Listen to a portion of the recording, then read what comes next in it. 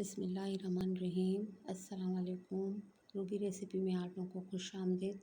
आज हम आलू और चने के कबाब बना रहे हैं। चनों को उबाल कर पीस लें। 1 पाव चनों को मैंने पीस कर रख दिया था। इसमें 2 उबले हुए आलू हाथों से मैश करके डाल दें। 2 प्याज छोटे छोटे टुकड़ों में काट कर इसमें मिक्स कर लें। 1 चम्मच सफ़ेद ज़ीरा, लहसुन अदरक पीस कर वो भी डाल दें। 1 हरा धनिया,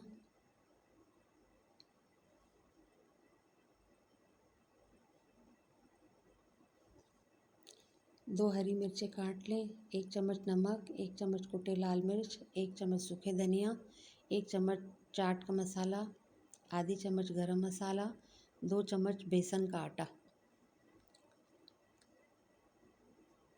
2 चम्मच बेसन का आटा डालकर सारी चीज़ों को अच्छी तरह मिक्स कर लें।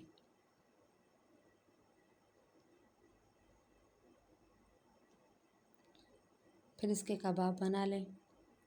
अंडे में डिप करके इसको फ्राई कर लें।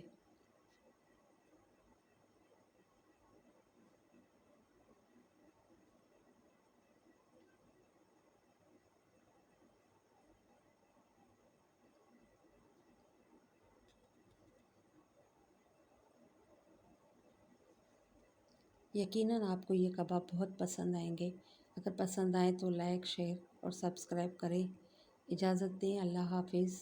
अल्लाह निगहबान।